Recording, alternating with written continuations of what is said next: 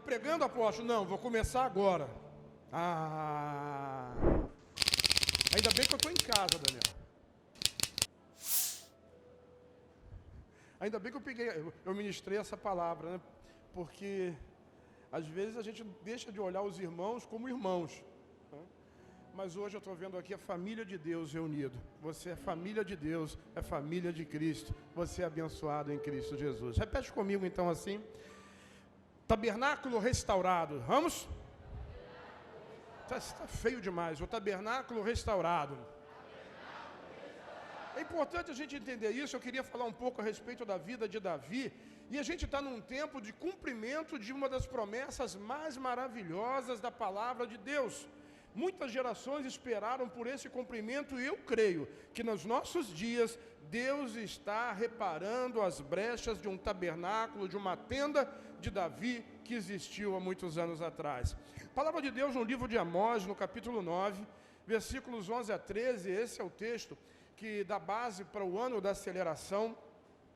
Eu vou ler o texto todo, mas vou me segurar mais aqui no versículo 11 e no versículo 12. Amós 9, 11 a 13 diz assim: naquele dia, repete comigo, levantarei o tabernáculo caído de Davi, vou reparar as suas brechas e levantá-lo das suas ruínas, vou restaurá-lo, para que volte a ser como era nos dias da antiguidade. Me empolguei cantando. Como era nos dias da antiguidade, para que o meu povo tome posse do restante de Edom e de todas as nações que são chamadas pelo meu nome, diz o Senhor, que fez essas coisas, ou que faz essas coisas. Eis que vem dias, diz o Senhor, em que o que lavra virá logo após o que colhe, e o que pisa as uvas virá logo após aquele que lança as sementes. Os montes destilarão vinho, e todas as colinas se derreterão. Ah, glória a Deus. Esse texto, o profeta Amós, ele aponta para o futuro e diz assim: naquele dia levantarei o tabernáculo caído de Davi. De que dia ele está falando? Sabe, quem gosta de teologia, quem gosta de escatologia, ele não está falando aqui no tempo do reino milenar de Jesus. Ah, porque quando Jesus voltar para reinar nessa terra, então o tabernáculo de Davi vai ser reconstruído e a arca vai ficar na tenda. Não, irmão. Quando Jesus vier a esse mundo novamente para reinar, ele vai estar aqui, o rei vai estar aqui. Não precisa tabernáculo, não precisa templo. Todos adorarão diretamente na presença do Rei dos Reis e do Senhor dos Senhores. Então não é na época do milênio, é antes. Quando é? Antes. E o que acontece antes do milênio? Acontece o arrebatamento. Porque o arrebatamento vai seguir-se, então, a grande tribulação e depois a segunda volta de Jesus. Então, antes do arrebatamento, Deus vai cumprir essa promessa. Esse é o dia. Nós estamos na manhã do terceiro dia, no tempo em que Deus está restaurando o tabernáculo, a tenda caída de Davi, porque essa tenda é muito especial para ele. E ele diz assim: eu vou reparar as brechas e vou levantá-lo das suas ruínas. Olha que ele usa brechas no plural. É porque esse tabernáculo está furado, ele está rasgado, ele está maculado. Essa relação, ela está rompida, ou se não rompida por causa de Cristo, ainda está distante, muito mais do que Deus gostaria que fosse. E nesses dias, Deus está reconstruindo essa tenda, esse tabernáculo. E assim Ele vai fazer como era nos dias da antiguidade. Eu vou falar mais sobre isso durante essa palavra. O versículo 12 diz assim: para que o meu povo tome posse, diga tomar posse. Isso que eu acabei de falar aqui é justamente o tomar posse. Se existe uma promessa, eu preciso tomar posse dela em oração. Ficar sentado e aguardando acontecer na sua vida só porque você é bonito, só porque você está de máscara, não vai acontecer. É preciso tomar posse daquilo que o Senhor falou. E Ele está dizendo que quando o tabernáculo caído, a tenda caída for restaurada, nós vamos também poder tomar posse. Tomar posse, repita comigo de novo: tomar posse. E esse versículo diz assim: do restante de Edom. Sabe, Edom também é traduzido, a melhor tradução seria Adão, diga Adão. Isso significa o quê? Só uma palhinha para você. Tudo que Adão perdeu, repete, nós vamos recuperar em Cristo. Aí a gente canta, né? Tudo que Jesus conquistou na cruz, sabe? Tudo que Adão perdeu, Jesus reconquistou. Mas nós não desfrutamos. Mas no tempo da reconstrução da tenda caída de Davi, nós vamos tomar posse daquilo que Adão perdeu. Eu vou. Ainda bem que você disse amém. Eu recebo. Acho que você deveria tomar posse também. Mas se não quiser, eu vou. E essa profecia, ela indica o nosso tempo, ela indica os nossos dias. Deus está revelando isso para que antes do arrebatamento nós possamos desfrutar da bênção, da maravilha de um tabernáculo restaurado, de uma vida de Deus entre nós. Calma, irmão, eu não estou dizendo que o mundo vai ficar melhor. Lá fora continua ruim. Por isso o melhor lugar é a igreja, é a célula, é a luz de Deus na sua casa. Não se iluda, os jornais vão continuar dando notícia ruim. Entendeu? Atentados, terrorismo, terremoto, tsunami, vulcão, tudo isso você lê todo dia na televisão, pandemia, nova variante, crise financeira, todas essas coisas continuam acontecendo e vão até mesmo piorar. A moralidade, a ética, o que é certo agora é errado, o que era errado agora é considerado certo, inversão de valores, essas coisas vão continuar, mas o que eu estou dizendo é que aqueles que têm a oportunidade de estar na tenda tabernáculo, na tenda reconstruída, na presença de Deus, a luz de Jesus vai brilhar sobre a sua vida. Diz amém, eu creio. Você vai tomar posse de tudo aquilo que Adão perdeu. Sabe o que Adão perdeu? Todo dia, na viração do dia, no final da tarde, para o judeu a viração do dia é 6 horas, um dia ele termina às 6 horas e o novo dia começa às 6 horas da tarde. Deus ia visitar Adão. Deus ia visitar Adão no jardim. Todo dia, até o dia que ele foi lá e perguntou: Adão, onde estás? E Adão se escondeu. Você vai reconquistar isso, a presença de Deus, sabe? Você não vai ter medo mais. Às vezes a gente tem medo de orar quando peca, e quando vem na igreja, vem para poder pedir perdão do pecado que cometeu durante a semana. Aí quando o louvor é ungido, tem dia que o céu desce, aí você sente aquele arrepio, você diz assim: o Senhor me perdoou. Aí você consegue adorar, né? Glorificar a Deus. Mas se você não sente isso, você sai daqui carregado, culpado. Irmão, isso já acabou. Já acabou na sua vida. E você vai ter oportunidade de, assim como Adão tinha, de desfrutar, repete, desfrutar, da presença de Deus o tempo todo. Diz: eu quero, sem culpa, sem condenação, sem absolutamente nada a respeito disso. Davi, ele é chamado na Bíblia como homem segundo o coração de Deus. E muito se procura saber, se explica, se justifica, se estuda o porquê dele ser chamado homem segundo o coração de Deus. Alguns dizem porque era rápido em se arrepender, outros dizem porque ele era um adorador, ele era um cantor, um escritor de hinos e de salmos, outros dizem que é por causa da sua coragem, mas todas essas coisas são frutos do caráter que ele já possuía, de algo que ele já tinha dentro. E o desejo de Davi é que fazia dele um homem segundo o coração de Deus. Eu vou mostrar para vocês hoje que a Arca da Aliança, que representa Jesus, ela havia sido perdida desde o tempo do sacerdote Eli, antes de Saul ser rei. Quando Samuel assumiu o sacerdócio, a arca já estava perdida, primeiro nos filisteus, depois em Bet-Semes, depois em Quiriate-Jearim, e ninguém durante 20 anos ansiou, desejou a presença da arca. A arca representa Jesus, menos Davi. O desejo por Jesus, repete comigo, o desejo por Jesus agrada o coração de Deus. Sabe, nós somos homens e mulheres conforme o coração de Deus, quando nós desejamos Jesus, quando nós queremos a presença dEle, quando nós queremos nos prostrar, nos alegrar, comer, dormir, beber, viver com Ele. Isso alegra o coração de Deus, e isso faz com que cada um de nós sejamos homens e mulheres conforme o seu coração. Você quer ter igual o coração de Deus? Você quer que o coração de Deus se alegre com a sua vida? Deseje Jesus, faça como Davi. E tudo isso, tudo depois, se Davi cantava e dançava, é porque ele tinha um desejo para Jesus. E isso eram as obras, eram os frutos dele. Se Davi reinava, se Davi guerreava contra os adversários, se Davi perdoava alguém ou julgava alguém, todas essas coisas aconteciam nele como consequência daquilo que ele era, daquilo que ele tinha, um coração que agradava o coração de Deus, porque ele desejava a arca, ele desejava a presença, ele desejava estar com Deus o tempo todo, ele desejava a presença de Deus o tempo todo.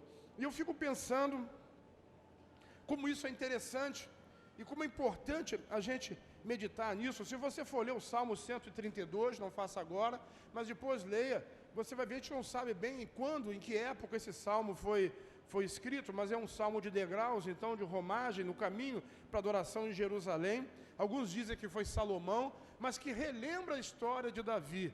E o Salmo 132, ele diz assim: eu não vou deixar que os meus olhos cochilem enquanto eu habito numa tenda. Depois que Davi era rei, ele não habitava em tenda, não é mesmo? Enquanto eu habito numa tenda ali, enquanto eu cuidava dos rebanhos, das ovelhas, enquanto a arca do Senhor está perdida lá em Kiriat Jearim, na cidade da floresta, escondida na casa de Abimeleque.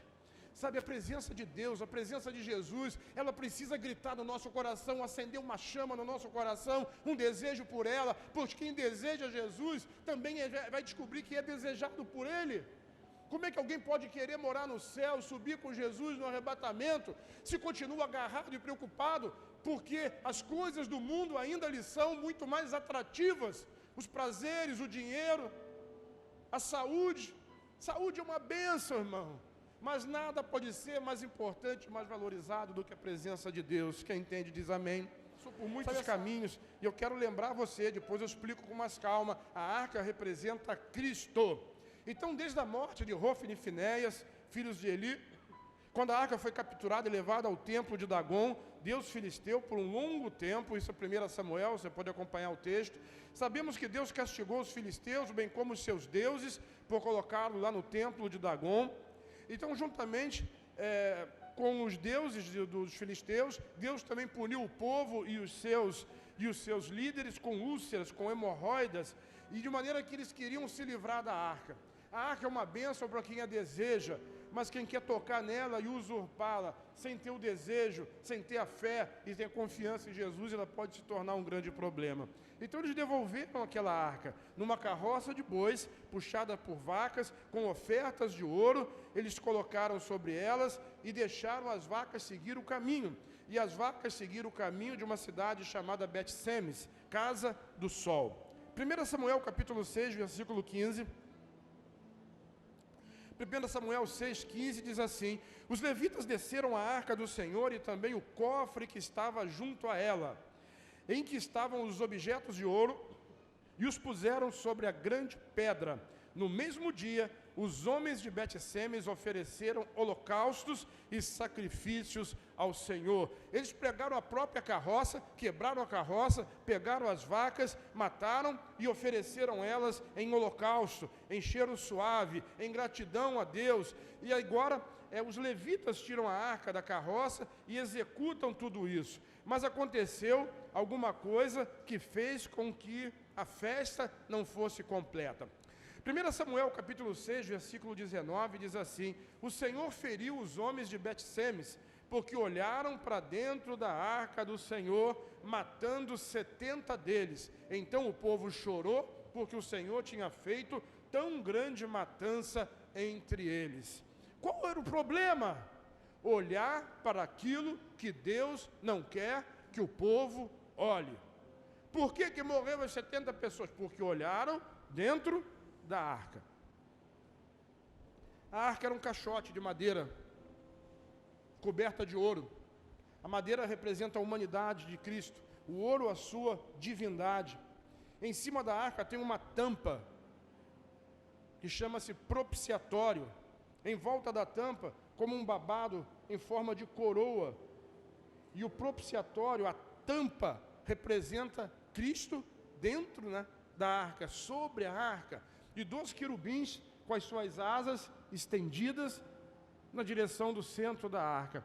E ali no centro da arca, da tampa da arca, no propiciatório, o sacerdote, o sumo sacerdote, aspergia o sangue. o sangue do propiciatório que Deus aceitava e a bênção vinha sobre o povo. Por isso eu falei semana passada sobre sangue e sobre água. Lavagem do sangue, era ali, o sangue derramado em cima do propiciatório. O propiciatório, como eu disse, é a tampa. E dentro da arca, o que que tinha? Um pote de ouro contendo o maná, a vara de Arão que floresceu, tudo no Velho Testamento, você pode estudar lá, e as tábuas dos 10 mandamentos. Não terás outro Deus diante de mim, não matarás, não furtarás, não adulterarás, os 10. O que que Deus fez com a rebeldia e com o pecado do povo? Repete comigo assim: colocou dentro da arca. O maná que estava ali representava o maná, o pão do céu, que o povo rejeitou e chamou de pão miserável. Aquele maná representa Cristo. O que que Deus fez? Pegou a rejeição do povo e colocou dentro da arca. A vara de Arão que floresceu, isso aconteceu porque os líderes do povo, das tribos, começaram a questionar a autoridade de Arão. Por que Arão é melhor do que eu? Por que Arão é melhor do que eu? Por que ele é sacerdote e eu não sou? E aí Deus mandou cada um trazer uma vara e colocar na frente da tenda, do tabernáculo. E cada um colocou representando a sua família diante da tenda. E apenas uma vara floresceu, porque Deus disse: a vara que florescer, esse é o meu escolhido. E qual foi a vara que floresceu? A vara de Arão. Um pedaço de galho de amendoeira, que brotou, deu folhas e deu frutos numa noite. O que é isso? Aceleração. Como é que pode? Um galho fora da raiz, fora da árvore, que devia estar morto, dá folhas e dá frutos em uma única noite. Rebeldia do povo. Qual era o pecado? Pode falar, não vai cair. Não vai cair uma amendoeira em você, não. Rebeldia do povo. O primeiro foi rejeição. O segundo, rebeldia. E o terceiro objeto lá dentro eram as tábuas da lei, que eles nunca conseguiram cumprir absolutamente nada daquilo que estava escrito lá. E o que que Deus fez com isso? Colocou dentro da arca. A arca representa quem? Quem? Oh, meu Deus, está parecendo a Igreja Batista. A arca representa quem? Cristo! Fala!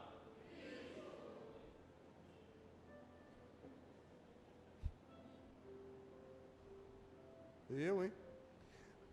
A arca representa Cristo. Então ele botou a sua rebeldia, a sua rejeição, o seu pecado, colocou tudo dentro da arca, pegou a tampa que representa Cristo e fez o quê? Fechou. E disse: ninguém olha lá dentro. Quando Deus do céu olhava para o povo, por que tinha holocausto? Por que tinha oferta? Porque quando ele olhava do céu, ele via a tampa, ele não olhava para dentro, porque se ele olhasse para dentro, morria todo mundo.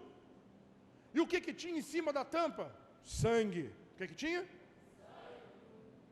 É por isso que o sangue, sem derramamento de sangue, não tem perdão de pecado, não tem remissão, não tem nada. A lei estava dentro da arca, e ele disse: não abre. Morreram 70 pessoas porque a curiosidade do povo foi de querer olhar para aquilo que Deus mandou não olhar. Não parece Adão? Pode comer de qualquer árvore, inclusive da árvore da vida. Mas quando ele colocou uma única lei, dessa árvore você não come. Qual foi a árvore que o cara quis comer? Adão e Eva? Aquela que não podia. Vou criar uma lei aqui. Vocês estão proibidos de ir no camp. Proibido. Vai ter briga lá na porta. Eu quero. Não vai. Mas eu quero. Por quê? Que só quer fazer o que é proibido. Graças a Deus pelo sangue do Cordeiro. Porque se dependesse de mim ou de você,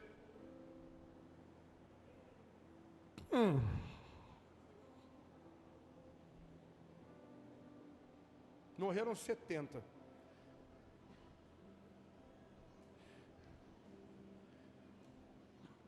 Ontem eu botei uma toalhinha nas costas do Daniel e nas costas do Vitor lá e mostrei a troca do Calvário. Encenei. Sabe? Todos os seus pecados foram em Cristo. E toda a justiça de Cristo veio para você. Então os seus pecados estão aonde? Em Cristo. Se você usar a arca como representação, os seus pecados foram colocados dentro da arca. Mas sabe o que a gente gosta de fazer? Abrir a arca. Acompanha aí. Aqui é a arca, ó, o tamanho da arca. Aí eu gosto de abrir a arca para olhar o que tem dentro.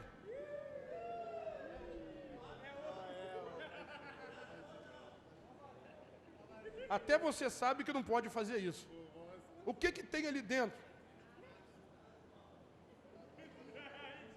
Agora tem gente que quer abrir a própria arca e ficar olhando para dentro da sua arca. Então, são dois problemas. Um é você querer olhar para dentro da arca, onde Deus colocou os pecados do seu irmão, para ver o que tem lá dentro. E outra coisa, outro problema, é você querer abrir a sua própria arca, para ver, para se lembrar daquilo que você fez no seu passado. Resultado disso? Sem o sangue, morte. Qual o resultado? Morte. Meu Deus, diga meu Deus. Diga de novo, meu Deus. Muito obrigado pelo sangue. Mas sabe o que o povo de Bet-Semes fez com a arca? Deus me livre dessa arca aqui. Vamos mandar ela embora. Sabe, às vezes acontece uma situação na sua vida. Eu já vi crente dizer isso. Quando eu não ia na igreja, estava tudo bem. Eu botei o pé naquela célula, começou a dar problema. Hã? O diabo ficava com você no colinho dizendo assim. Como é que aquela canção que antigamente cantava para criança? A cuca vai te pegar, o boi da cara preta. Vocês acham que o boi da cara preta é quem? Hã? Ah, tá. Aí ele ficava cantando com você no colo assim, o boi da cara preta vai te pegar, e você... Igual o cachorro, quando você mexe com ele, ele levanta as patinhas assim, dá a barriga para coçar, e você está feliz da vida. Mas o dia que você conheceu Jesus, aquele mesmo que coçava a sua barriga, sabe? Que fazia carinho em você. Eita, passou o cabeção aqui na frente da câmera. No mesmo que fazia carinho na sua barriga, que apalpava você, ele começa a perseguir você, colocar você na corrente, colocar você no enforcador. E aí você bota a culpa em quem? Em Deus. Repete comigo assim, ai meu Deus. Ah, você nunca fez isso, né? Deve ter sido em outra igreja que eu pastoreei. Eu pastoreei outra igreja, deve ser essa mesmo. Como é que pode? Aí bota a culpa em Deus. Deixa eu continuar aqui, senão vai ficar até muito tarde. 1 Samuel capítulo 7, versículo 2. Quem está me entendendo diz assim, eu estou... Desde aquele dia, a arca ficou em Kiriat Jearim, e tantos dias se passaram que chegaram a 20 anos, e toda a casa de Israel dirigia lamentações ao Senhor.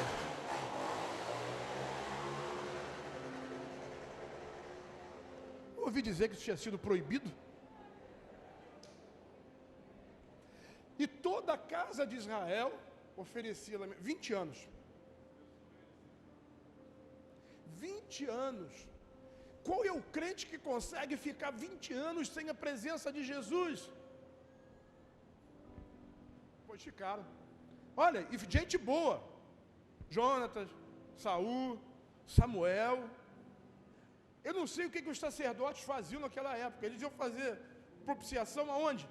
A arca estava lá, no meio da floresta. E ninguém se preocupou com isso, ninguém menos Davi. Diga, Davi, ele tinha o coração de Deus. Sabe, a arca é Jesus. João capítulo 1, 17 diz assim, a lei foi dada por Moisés. Deus pegou a lei e colocou dentro da arca. A arca é Jesus. Então a graça e a verdade vieram por meio de Jesus Cristo. A lei está lá dentro da arca. E a graça e a verdade vieram sobre a nossa vida. Isso é maravilhoso. Repete comigo assim, o desejo e a forma.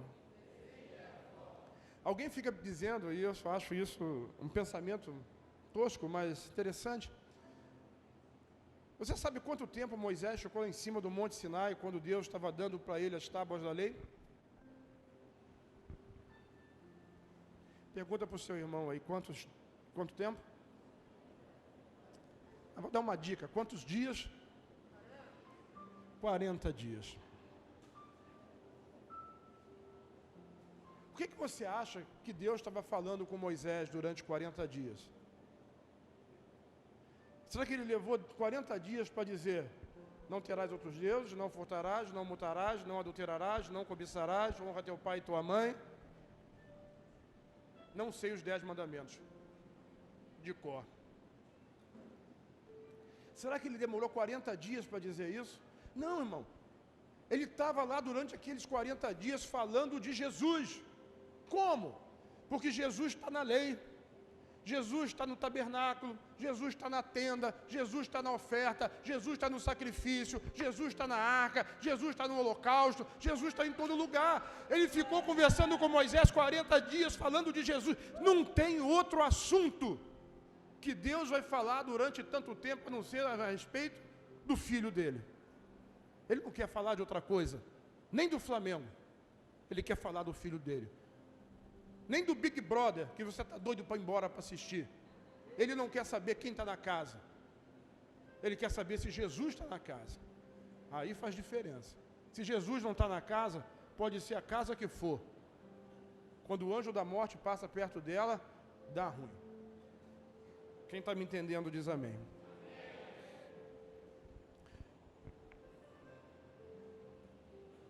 Primeira Crônicas, capítulo 13.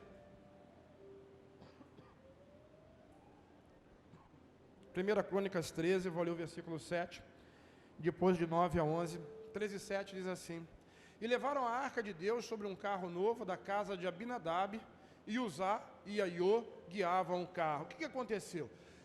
Davi sentiu o desejo de trazer a arca, sabia que a arca estava lá em Kiriat Jearim, e foi até a casa de Abinadab, pai nobre, para poder recuperar a arca.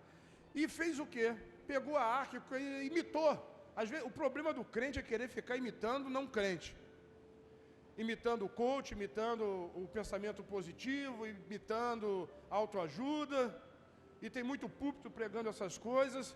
Não é assim. E ele foi lá que resolveu, não sei porquê, imitar os filisteus e os sacerdotes filisteus que colocaram a arca em cima de um carro de boi. E ele fez a mesma coisa e pegou Uzá e Aiô. Uzá ia tomando conta da arca e Aiô ia guiando ali o carro de bois. O versículo 9 diz assim: E chegando a ira de Quidom, estendeu Uzá a mão para segurar a arca. O que Uzá fez? Segurou a arca. Porque os bois tropeçaram. Então se acendeu a ira do Senhor contra Uzá e o feriu, por ter estendido a mão à arca, e morreu ali perante Deus. E Davi se encheu de tristeza de que o Senhor houvesse aberto brecha, diga aberto brecha, em Uzá. Por isso aquele lugar chamou-se Pérez Uzá, ou seja, brecha em Uzá. Sabe, Davi ele tinha um desejo no coração, mas o desejo dele ignorou a forma. O desejo dele era a presença. Mas a presença de Deus, ela tem uma forma. Eles estavam debaixo de uma dispensação, chamada dispensação da lei. E a adoração a Deus precisava ser feita conforme a lei determinava. E Davi deveria saber disso. Mas ele ignorou. E fez da forma dele, imitando a opinião dos sacerdotes filisteus. O que aconteceu? Os bois tropeçaram. Mas quando a arca veio dos filisteus, o boi não tropeçou. Porque Deus teve misericórdia. Deus teve o quê? Misericórdia da ignorância. Eles não sabiam. Deus não os puniu por aquilo que eles não sabiam. Mas Davi sabia. E você sabe. Então Deus vai me punir? Não. Diferente. Nós estamos em outra dispensação. Hoje nós fazemos por causa daquilo que nós somos. Naquela época, era preciso fazer para conquistar uma posição. Depois eu explico melhor. Então Uzá fez aquilo que Deus não queria, que era o quê? Tocar na arca, segurar a arca, ajudar a arca, manusear a arca. Ele não era levita, ele não podia fazer aquilo, e Deus o matou, abriu uma brecha ali. Isso é muito profético, porque aponta para o nosso tempo. Todas as vezes que você quer fazer aquilo que Deus faz, você está querendo segurar a arca, empurrar a arca, forçar a arca, e Deus não está nesse negócio, não é no seu esforço. Aliás, sabe o que significa o nome usar?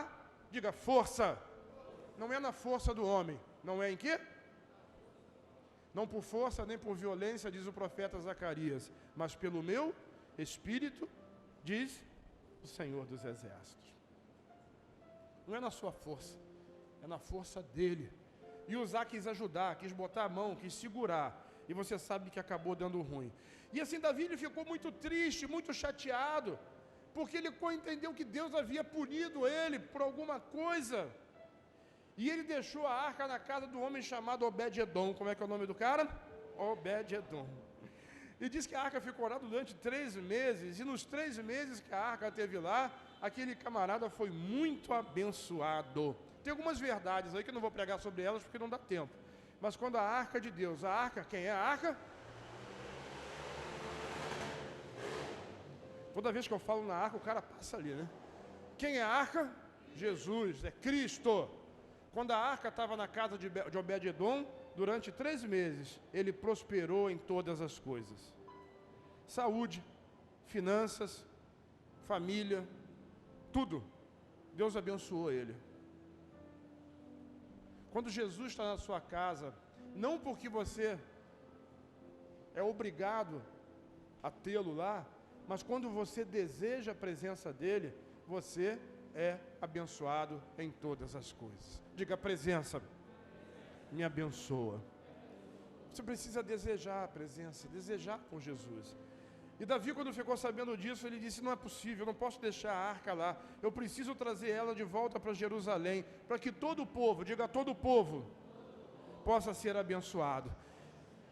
1 Crônicas 15, de 1 a 3, e Davi fez também casas para si mesmo, na cidade de Davi, e preparou um lugar, repete, preparou um lugar, para quem? Para a arca de Deus, e lhe armou uma tenda. O que Davi fez para a arca? Diga, uma tenda. Você já viu, certamente, a imagem do tabernáculo, como ele era pomposo, como ele era revestido, como ele tinha detalhes em ouro, como ele era preparado, e tinha o átrio, tinha o lugar santo, e tinha o santo dos santos, aonde a arca ficava, e apenas o sumo sacerdote, uma vez por ano, tinha acesso. Sabe o que Davi fez? Ele construiu uma tenda. Eu fico imaginando se fosse hoje, eram essas tendas de plástico que o pessoal arma na praia ou para vender salgadinho na rua e proteger do sol. Pegou a arca e colocou lá. Deve ter colocado uma cortinazinha que se fosse hoje, talvez fosse de TNT, e deixou a porta aberta. E quando ele trouxe a arca agora de volta da casa de Obed-Edom, não mais numa carroça, mas conduzida pelos levitas, com cânticos, com hinos, com salmos e com dança, matando um boi a cada 6 passos, fazia um sacrifício, e colocou a arca lá, tinha muito sangue. Deus ficou feliz. E a arca ficou no templo? Não, não tinha templo. A arca estava no tabernáculo de Moisés? Não, a arca não estava no tabernáculo de Moisés, embora ele existisse ainda. A arca ficou no meio da praça, no povo. Todo mundo via, passava na frente, adorava a Deus, cantava louvores, e ninguém morreu.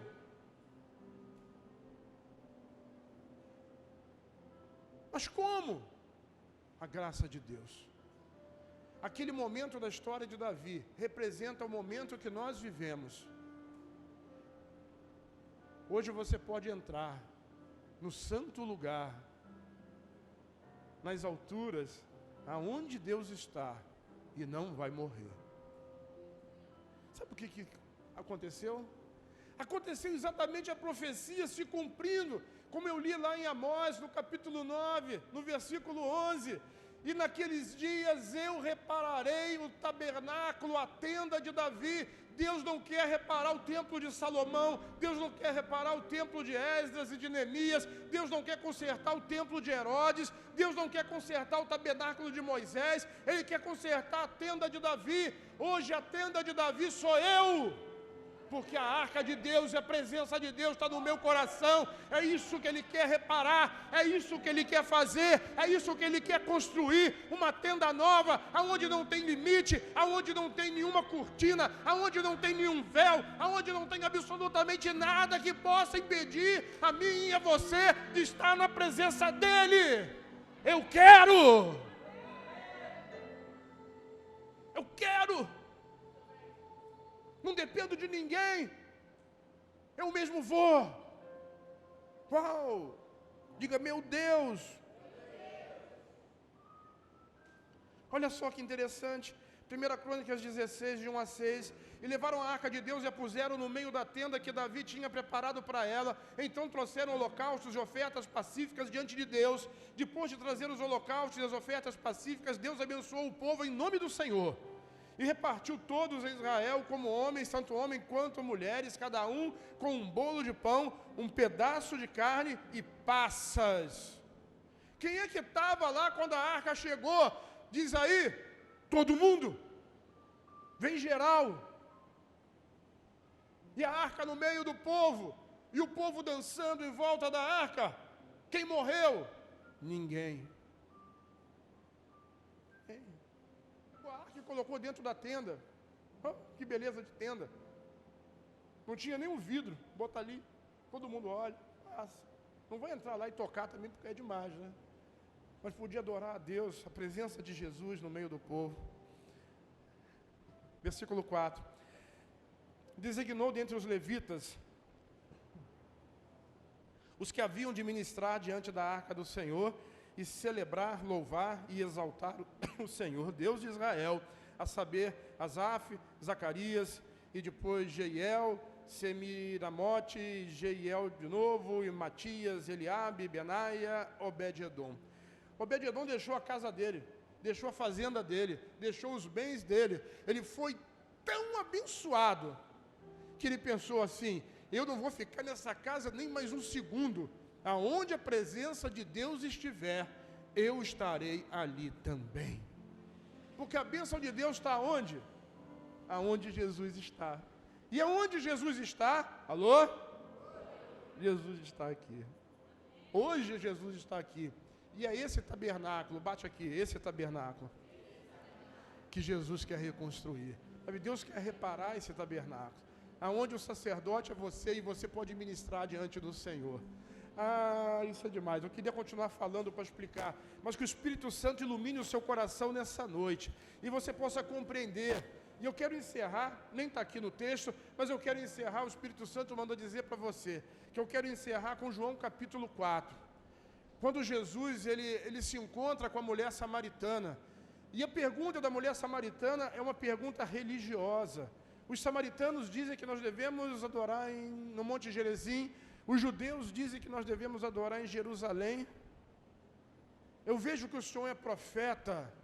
E Jesus disse para ela assim: olha, os verdadeiros adoradores adorarão ao Pai, não em Gerizim, nem em Jerusalém, mas em espírito e em verdade.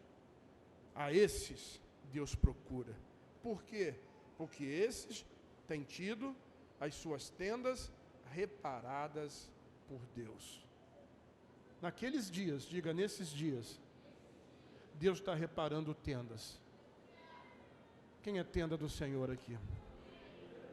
As brechas estão sendo reparadas. Deus está acelerando esse processo para que a volta de Jesus para essa tenda, para dançar com você, possa ser também apressada nesses dias. Diz amém. Sabe o que significa adorar em espírito? O capítulo 13 de João é Jesus conversando com o fariseu. Ele nunca disse para o fariseu quem ele era, o Messias. Mas para a mulher samaritana, no começo da conversa, ele já disse: eu sou. Jesus não gosta de formas religiosas, ele gosta da presença, da sua presença, na presença dele. Ele gosta da sua vida, na vida dele, da vida dele, na sua vida. Sem limites, sem cortinas, sem véu, sem nada. O único sangue que precisava ser derramado já foi, que é o próprio sangue de Jesus. E quando Jesus ele disse para aquela mulher: Os verdadeiros adoradores adorarão ao Pai em espírito. E isso às vezes cria uma controvérsia, uma celeuma. Que espírito é esse? Pergunta para quem está do seu lado aí, que espírito é esse? É no Espírito Santo? É o Espírito Santo? É? Não. É o seu espírito. Você sabe, quem já passou pelo curso de maturidade, então diz isso de cor. Nós somos um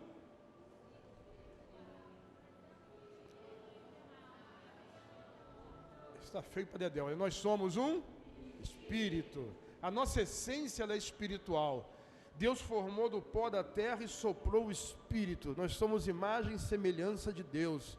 O nosso espírito estava morto no pecado, porque nós tínhamos o DNA de Adão. Mas agora nós somos novas criaturas em Cristo. Nós temos o DNA de Jesus.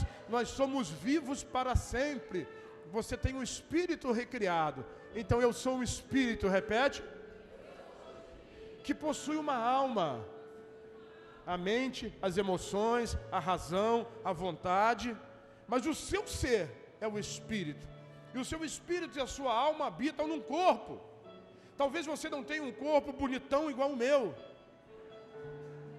coroa bonito, ela está olhando para você, não é sem maldade no coração aí que dá ruim, para mim não, para você. Nós habitamos num corpo. E aquela mulher samaritana, todos os judeus samaritanos, hoje, muitos religiosos e continuam achando, eu tenho que subir o monte para adorar, eu tenho que entrar no quarto, eu tenho que ir na igreja, eu tenho que fazer. Não faça! Os verdadeiros adoradores adoram a Deus, ao Pai, aonde estão? Em espírito. A sua adoração não é com o corpo. Você pode dançar, você pode pular, você pode levantar a mão, deve, mas a sua adoração não é no corpo. Essa adoração no corpo, se ela for simplesmente um teatro, ela não vale nada. Nada. Mas se ela partir do espírito, do seu espírito quebrantado, ela vale tudo. É a diferença entre uma obra e um fruto. A sua mente adora com razão. Eu vou adorar a Deus porque Deus é bom. Ok.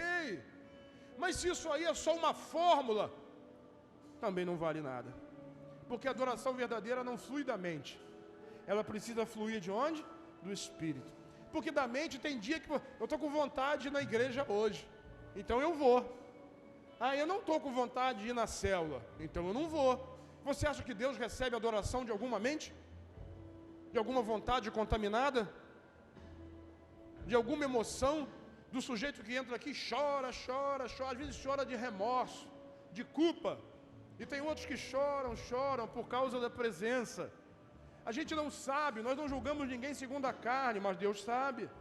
E os verdadeiros adoradores adorarão ao Pai a partir do seu Espírito, porque nós temos um Espírito novo. Sabe, Deus falou ao profeta Ezequiel, e vos darei um coração novo, e arrancarei de dentro de vós esse coração de pedra, e colocarei um coração de carne, um coração propício, um coração voltado para mim. E esse é o nosso Espírito adorando a Deus, reconhecendo a presença dEle, declarando a sua maravilha, a sua majestade. E quando o nosso Espírito começa a fluir, a nossa mente ela é dominada, não como o espírito maligno que domina botando voz, mas a nossa mente é dominada, as nossas emoções e toda a nossa vontade é declarar a glória de Jesus. Nós não queremos mais saber dos problemas das pessoas, nós não queremos mais saber dos nossos problemas. A gente não vem aqui para ficar discutindo o problema dos outros, a gente não vem aqui para saber se o vento está frio ou se o vento está quente, a gente não vem aqui para reclamar da cadeira que está limpa ou está suja, a gente vem aqui por causa dele, porque é o Espírito fluindo, flui, é Espírito de Deus, flui Espírito, quebra, Pai, em nome de Jesus, essa carne morta, essa vontade contaminada, essa mente religiosa, destrói isso na vida dos pastores, quebra isso, quebra esse jugo agora, em nome do Senhor Jesus, destrói, desfaz na cabeça dos líderes, desfaz em nome de Jesus, toda adoração mental, toda adoração carnal, e flui do Espírito. Eu reconstruirei nesses dias o tabernáculo caído de Davi. Ei, mamá, banassara, barará, banassore, cara, banassou.